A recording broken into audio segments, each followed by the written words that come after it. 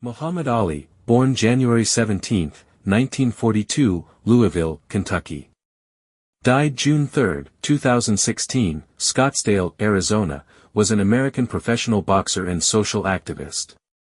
Ali was the first fighter to win the World Heavyweight Championship on 3 separate occasions. He successfully defended this title 19 times.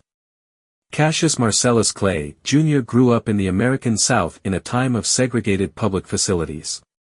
His father, Cassius Marcellus Clay Sr. supported a wife and 2 sons by painting billboards and signs. His mother, Odessa Grady Clay, worked as a household domestic. When Clay was 12 years old, he took up boxing under the tutelage of Louisville policeman Joe Martin. After advancing through the amateur ranks, he won a gold medal in the 175-pound division at the 1960 Olympic Games in Rome and began a professional career under the guidance of the Louisville Sponsoring Group, a syndicate composed of 11 wealthy white men. In his early bouts as a professional, Clay was more highly regarded for his charm and personality than for his ring skills. He sought to raise public interest in his fights by reading childlike poetry and spouting self-descriptive phrases such as, "float like a butterfly, sting like a bee." He told the world that he was the greatest, but the hard realities of boxing seemed to indicate otherwise. Clay infuriated devotees of the sport as much as he impressed them. He held his hands unconventionally low, backed away from punches rather than bobbing and weaving out of danger, and appeared to lack true knockout power. The opponents he was besting were a mixture of veterans who were long past their prime and fighters who had never been more than mediocre. Thus, purists cringed when Clay predicted the round in which he intended to knock out an opponent, and they grimaced when he did so and bragged about each new conquest. On February 25, 1964, Clay challenged Sonny Liston for the heavyweight championship of the world. Liston was widely regarded as the most intimidating, powerful fighter of his era. Clay was a decided underdog. But in one of the most stunning upsets in sports history, Liston retired to his corner after 6 rounds, and Clay became the new champion. 2 days later Clay shocked the boxing establishment again by announcing that he had accepted the teachings of the Nation of Islam. On March 6, 1964, he took the name Muhammad Ali, which was given to him by his spiritual mentor, Elijah Muhammad. For the next 3 years, Ali dominated boxing as thoroughly and magnificently as any fighter ever had. In a May 25, 1965, rematch against Liston, he emerged with a first-round knockout victory. Triumphs over Floyd Patterson, George Chuvalo, Henry Cooper, Brian London, and Carl Mildenberger followed. On November 14, 1966, Ali fought Cleveland Williams. Over the course of 3 rounds, Ali landed more than 100 punches, scored 4 knockdowns, and was hit a total of 3 times. Ali's triumph over Williams was succeeded by victories over Ernie Terrell and Zora Fali. Then, on April 28, 1967, citing his religious beliefs, Ali refused induction into the U.S. Army at the height of the war in Vietnam. This refusal followed a blunt statement voiced by Ali 14 months earlier. "I ain't got no quarrel with them Viet Cong." Many Americans vehemently condemned Ali's stand, though one of Ali's earliest defenders was famed sports broadcaster Howard Cosell, who had covered and praised the fighter since the beginning of his career as Cassius Clay. Ali was received by the people of Zaire as a conquering hero, and he did his part by knocking out Foreman in the 8th round to regain the heavyweight title. It was in this fight that Ali employed a strategy once used by former boxing great Archie Moore.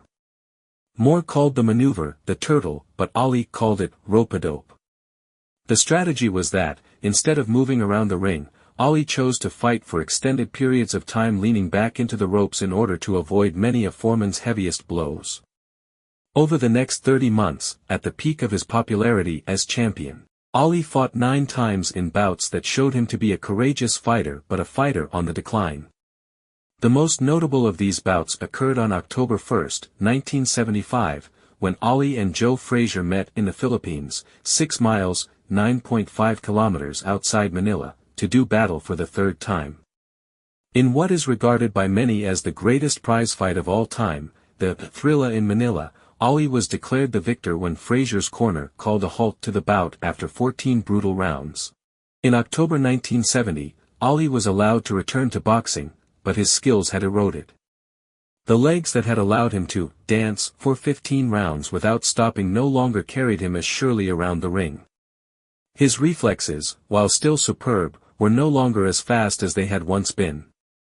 Ali prevailed in his first 2 comeback fights, against Jerry Quarry and Oscar Bonavena. Then, on March 8, 1971, he challenged Joe Frazier, who had become heavyweight champion during Ali's absence from the ring. It was a fight of historic proportions, billed as the fight of the century. Frazier won a unanimous 15-round decision. Following his loss to Frazier, Ali won 10 fights in a row, 8 of them against world-class opponents. Then, on March 31, 1973, a little-known fighter named Ken Norton broke Ali's jaw in the second round en route to a 12-round upset decision.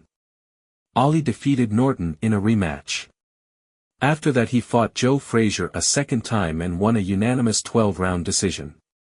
From a technical point of view, the second Ali Frazier bout was probably Ali's best performance in the ring after his exile from boxing. On October 30, 1974, Ali challenged George Foreman, who had dethroned Frazier in 1973 to become heavyweight champion of the world. The bout, which Ali referred to as the Rumble in the Jungle, took place in the unlikely location of Zaire, now the Democratic Republic of the Congo. The final performances of Ali's ring career were sad to behold. In 1978 he lost his title to Leon Spinks, a novice boxer with an Olympic gold medal but only 7 professional fights to his credit. 7 months later Ali regained the championship with a 15-round victory over Spinks.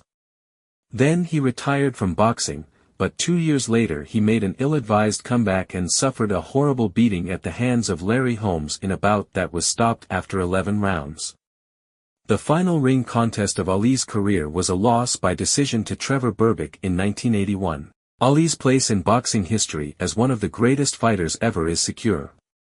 His final record of 56 wins and 5 losses with 37 knockouts has been matched by others, but the quality of his opponents and the manner in which he dominated during his prime placed him on a plateau with boxing's immortals.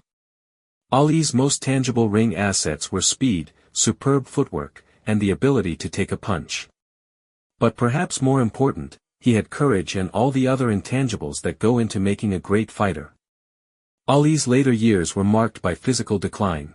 Damage to his brain caused by blows to the head resulted in slurred speech, slowed movement, and other symptoms of Parkinson's syndrome. However, his condition differed from chronic encephalopathy, or dementia pugilistica, which is commonly referred to as punch-drunk in fighters, in that he did not suffer from injury-induced intellectual deficits. Ali's religious views also evolved over time. In the mid-1970s he began to study the Quran seriously and turned to Orthodox Islam. His earlier adherence to the teachings of Elijah Muhammad, e.g., that white people are devils and there is no heaven or hell, were replaced by a spiritual embrace of all people and preparation for his own afterlife.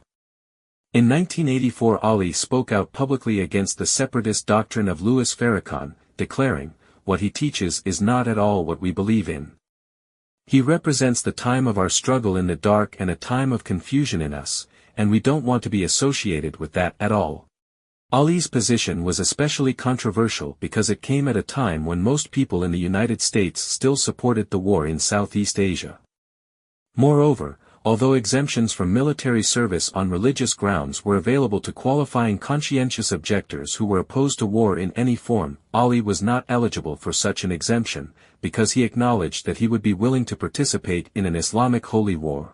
Ali was stripped of his championship and precluded from fighting by every state athletic commission in the United States for 3.5 years. In addition, he was criminally indicted and, on June 20, 1967, convicted of refusing induction into the U.S. Armed Forces and sentenced to 5 years in prison. Although he remained free on bail, for years passed before his conviction was unanimously overturned by the U.S. Supreme Court on a narrow procedural ground.